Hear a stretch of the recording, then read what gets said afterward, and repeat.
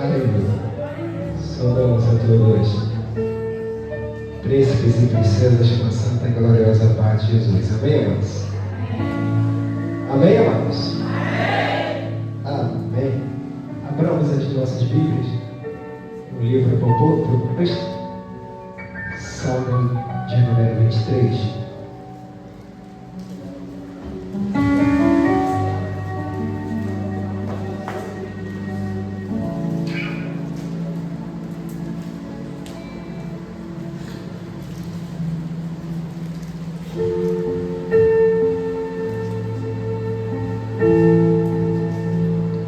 Salmo 23 me diz assim: o Senhor é meu pastor, e nada me faltará.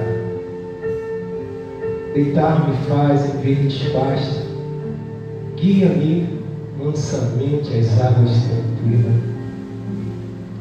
Refrigera minha alma, guia-me pelas veredas da justiça, por amor do seu nome. Ainda que eu andasse pelo vale da sombra da morte, não temeria mal algum, porque tu estás comigo, a tua vara e o teu cajado me consolam. Prepara uma mesa perante mim, na presença dos meus inimigos. Unge a minha cabeça com óleo, e meu cálice se transforma. Podem tomar assento. Texto original desse número é: o Senhor é o meu pastor. Aí o texto original vai dizer assim: o Senhor é meu pastor, e o Senhor não me faltará. O Senhor não nos faltará. Isso nós vamos ver no decorrer aqui da mensagem. Nós vamos entender um pouquinho sobre esse Salmo de Davi. O livro de Salmo ele é compilado por 5 livros judaicos, e por isso talvez seja o maior livro da Bíblia. Nós vamos ver que a Bíblia, o livro de Salmo, tem 150 capítulos. Porque se não fosse assim, seria Salmo 1, Salmo 2, Salmo 3, e assim até o 5º Salmo nós teremos. Aí nós vamos pegar o Salmo que lemos, de número 23. Nós vamos entender que é um Salmo muito conhecido. É um Salmo que até as pessoas que não são evangélicas, elas conhecem o Salmo 23. Você vai em algumas casas e você vai ver que algumas pessoas mantêm até a Bíblia aberta no Salmo 23. Mas às vezes, tantos que não são evangélicos quanto os que são evangélicos também, pode até ficar com o Salmo 23 aberto dentro da sua casa, e por sua vez até conhece o Salmo, mas não conhece o pastor do Salmo 23. Aí nós vamos entender que de fato todos os salmos, ou tudo que está escrito dentro da palavra de Deus, tem a sua narrativa, tem a sua história, tem o seu texto ali desenhado, tem a sua biografia que foi inserida para que pudéssemos entender e compreender como que foi escrito e por que foi escrito, e sobre que circunstância foi escrito aquele salmo, ou aquele texto, ou aquele livro. Um dos fatos importantes dentro da Bíblia, dentro do próprio livro de Salmo, se a gente for ver lá em Salmo 124, bota aqui Salmo 124 para mim, Lázaro.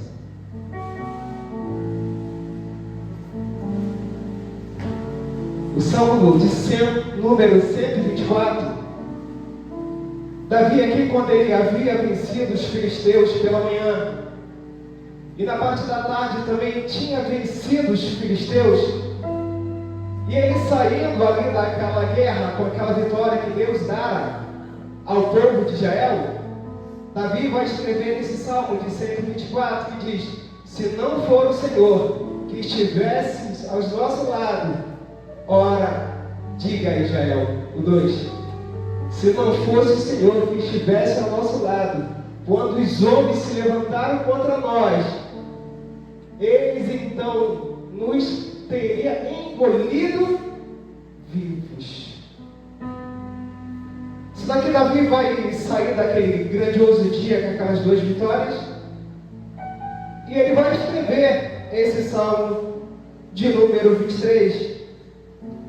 Outra feita, Davi, quando Absalão, o seu filho, ele vai se levantar contra Davi, e ele vai ali fazer uma grande ruaça, porque Absalão queria tomar o lugar do seu pai Davi. E ele vai aí tentar matar Davi de todas as formas. Aí, por conta disso, Davi vai escrever o Salmo de número 3. Bota aqui para mim também, irmãos.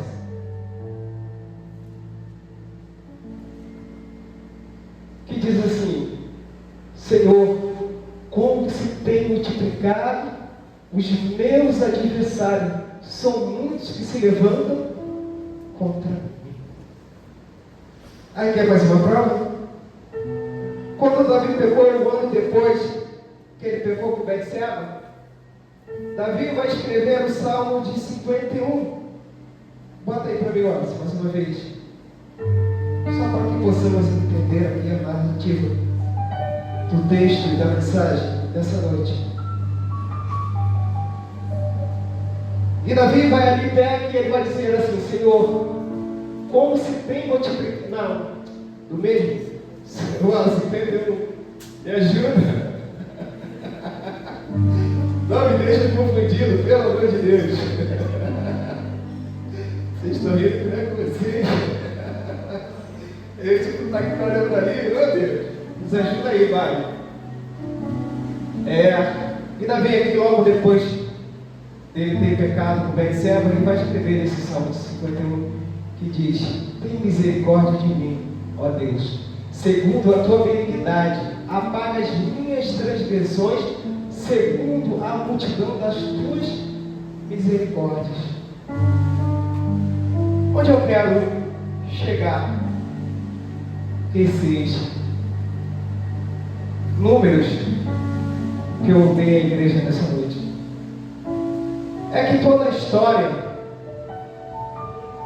tudo que foi proposto dentro da Bíblia, principalmente no livro de Salmo, nós vamos entender que tudo por trás dali tem uma história firme, uma história viva, uma história que foi vivida, uma história que talvez passou ou alguém muito próximo àquela pessoa tenha passado. E daí então eles vão pegar aquela biografia e vai escrever um livro, e vai botar uma história. E nesse livro que lemos, em Salmos 23, não fora diferente. É um talvez dos salmos mais conhecidos, mais bonitos da palavra de Deus.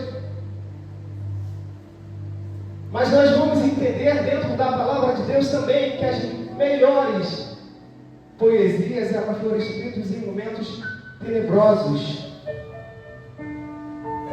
As melhores músicas, elas foram escritas em momentos difíceis. E esse Salmo 23, ele não foi escrito no melhor momento da vida de Davi. Davi vai escrever o Salmo de número 23, se não no pior dia de sua vida, ele vai escrever o Salmo de número 23.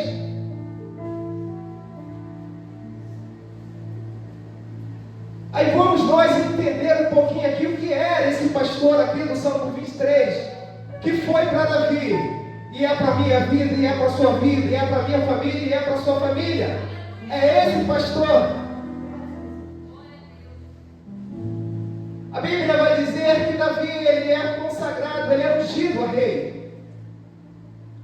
Só que Saul, ele vai ficar muito enciumado, porque Davi, ele foi ungido a rei. E Saul vai fazer de todas as formas para matar Davi. A gente vê a narrativa da Bíblia, nós vamos ver inúmeras vezes que Davi cercou, ou melhor, que Saul cercou, tentando pegar, tentando dar cabo à vida de Davi.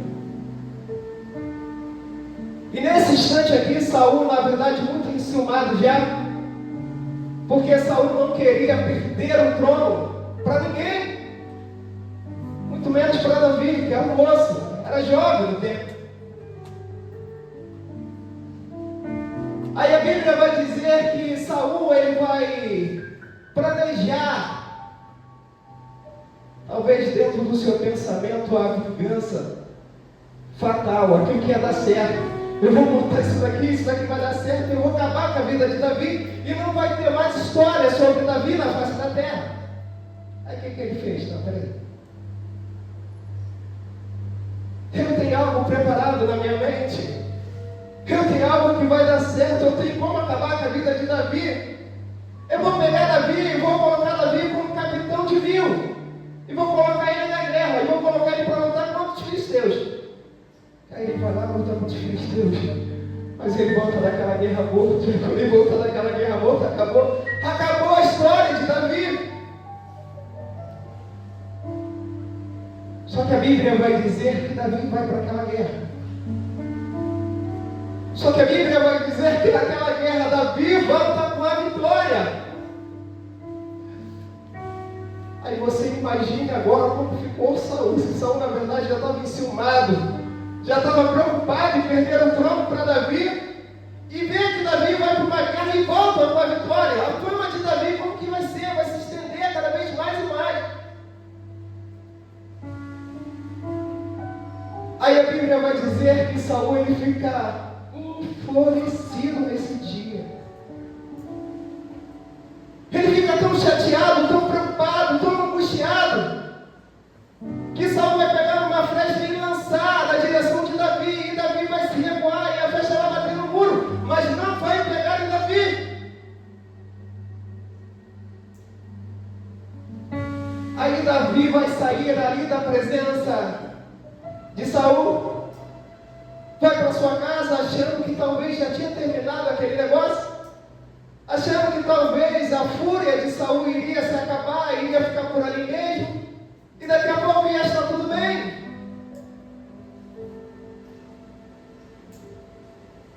Só que a Bíblia vai dizer que Davi, quando ele chega na sua casa, ao chegar à noite, e Davi nesse tempo era casado com Mical, que era filha de Saul.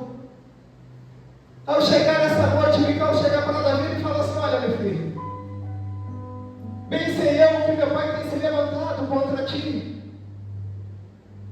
e ele vai tentar dar cabo à sua vida. Então eu vou te pedir, você tem que fugir essa noite, você tem que sair desse lugar, porque senão meu pai com certeza amanhã te matará aqui nesse negócio, nessa casa.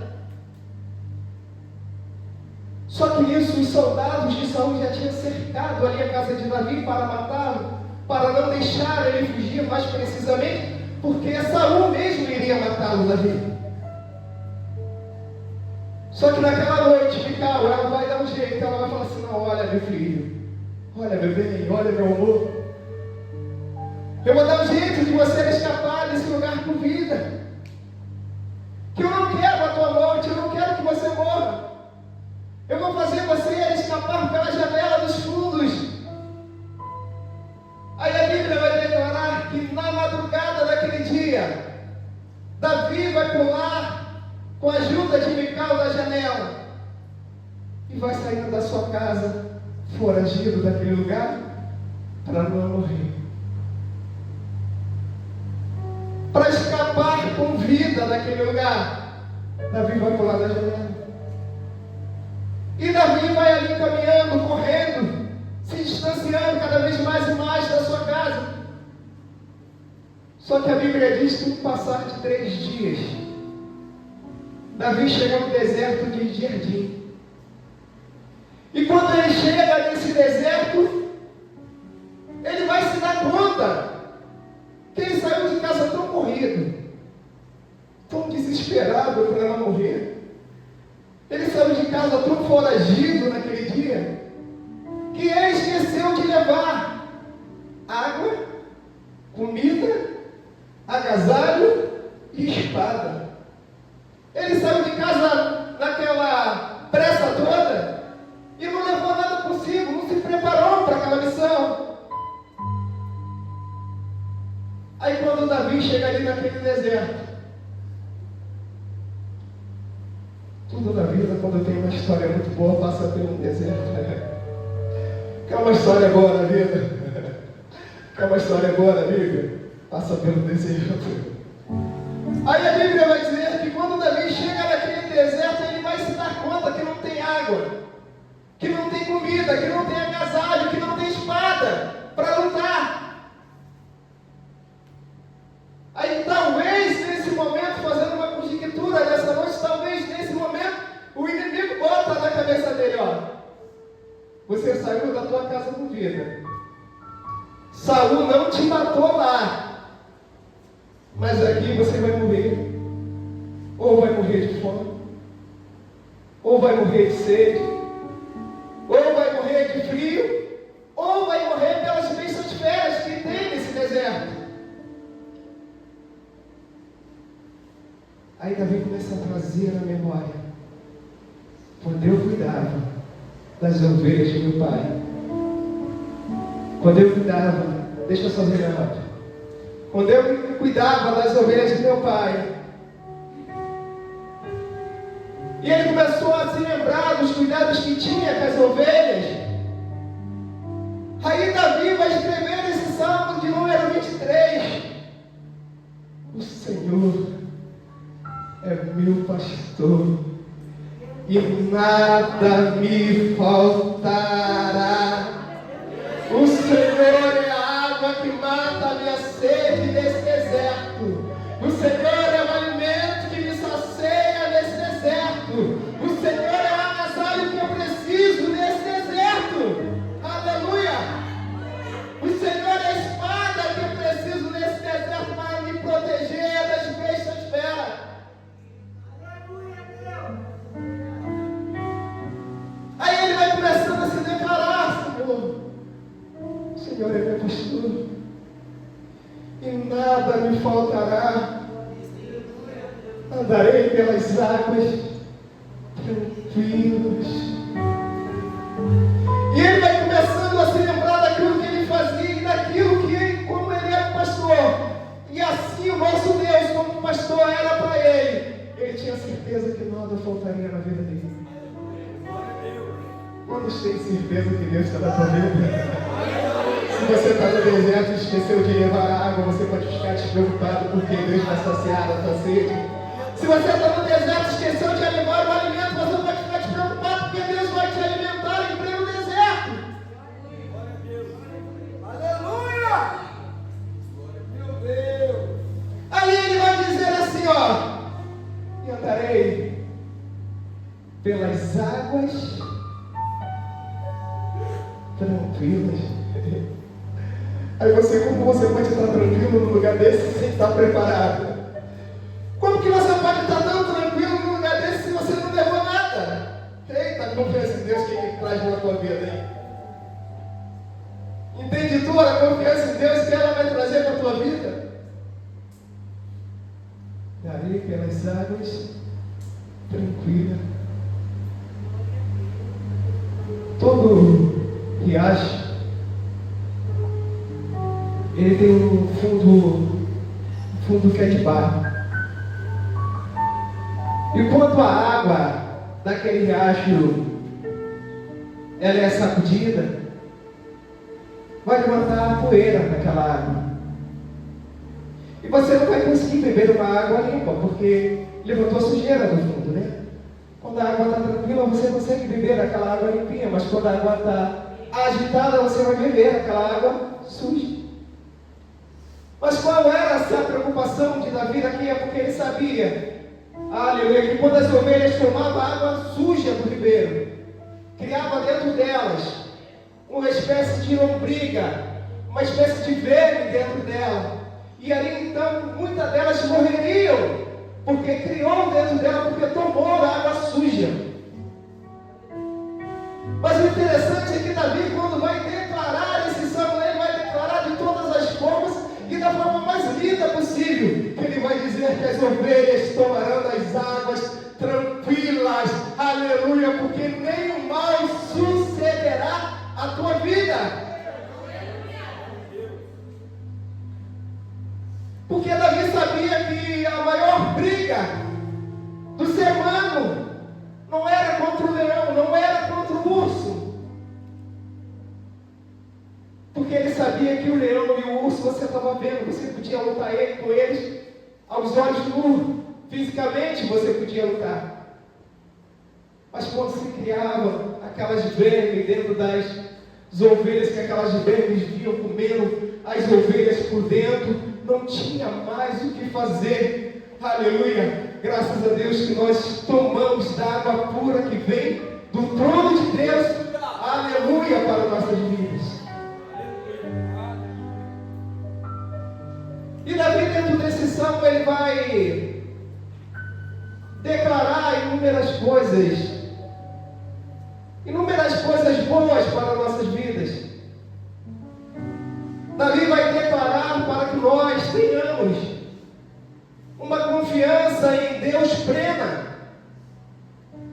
Davi vai declarar que quando Deus está na nossa vida, como foi lido,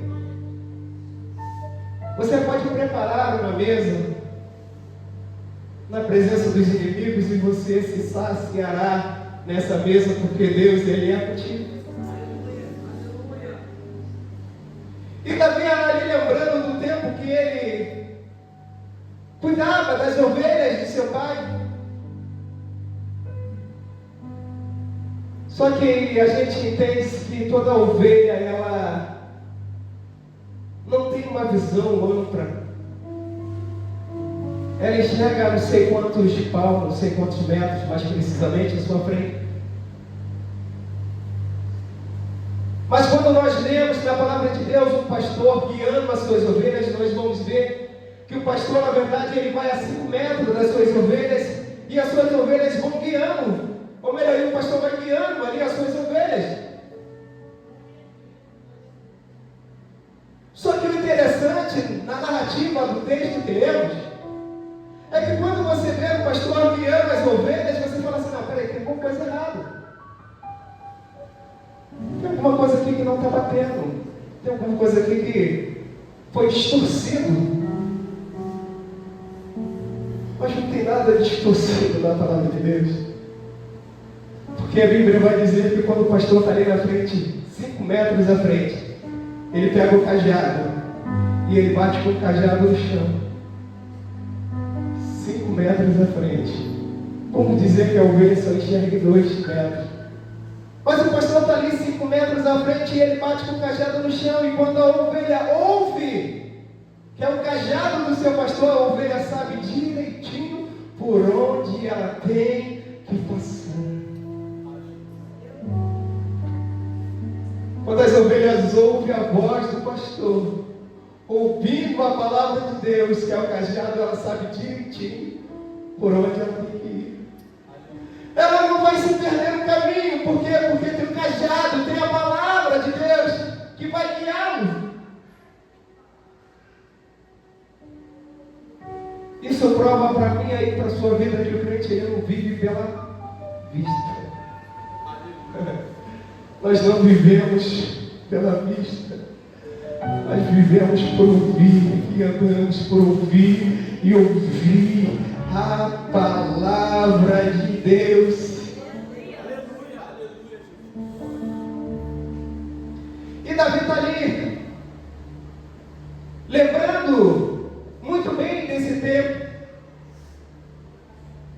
E Davi vai narrar e passar por segurança, que ele vai trazer aqui quando os pastores que estavam guiando as suas ovelhas tinham um penhasco do lado e do outro lado o morro. E era aquele caminho ali mais estreito para se passar, o caminho mais perigoso. Era um caminho que, se o pastor não tivesse olhando as suas ovelhas, se o pastor não estivesse cuidando ali das suas ovelhas, muitos pastores perdiam muitas ovelhas ali nesse trechozinho, porque era um trecho estreito. Do lado o morro, do outro lado o abismo. Só que quando nós adentramos na palavra de Deus, nós vamos ver que todas as vezes nesse caminho, todas as vezes nesse trecho, só passava, não conseguia passar 2 ovelhas de vez por vez. Era uma ovelha de cada vez. Então o pastor tinha que vir aqui atrás, deixar aquelas ovelhas em segurança, pegar uma a uma e passar naquele lugar ali difícil. Aí eu fico me indagando assim mesmo, não passava 2 ovelhas, mas estava ali o pastor e a ovelha. Deus, ele é tão tremendo. 2 ovelhas não passavam, mas o pastor e a ovelha estavam ali presentes juntos. Só que a Bíblia vai dizer que quando a ovelha sentia medo, e ela poderia cair, e poderia morrer, a Bíblia diz que o pastor colocava a vara e colocava o cajado. Aí nós vamos entendendo dentro dessa narrativa que quando o pastor colocava a vara e colocava o cajado, ele colocava na costela assim da ovelha. E aquilo, por sua vez, era talvez desconfortável para a ovelha, porque ele colocava, impressionava a ovelha contra o monte, contra o morro. Mas o que me chama mais atenção dentro disso, que por mais que fosse inconfortável para a ovelha, mas era isso que mantinha a ovelha viva. Era isso que mantinha a ovelha viva. Sabe o que mantém a ovelha viva? É a palavra de Deus. Ainda que a dado momento não seja confortável, mas o que nos vai manter vivo é essa palavra de Deus, é o cajado, aleluia, é o pastor, é o bom pastor que tem zelado pelas nossas vidas.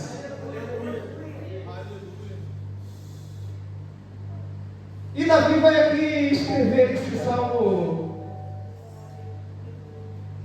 que para mim ele é muito lindo. Mas foi um momento de dor, um momento difícil, foi um momento de guerra, foi um momento de luta. Mas seja lá no momento que for, Deus deu a vitória a Davi.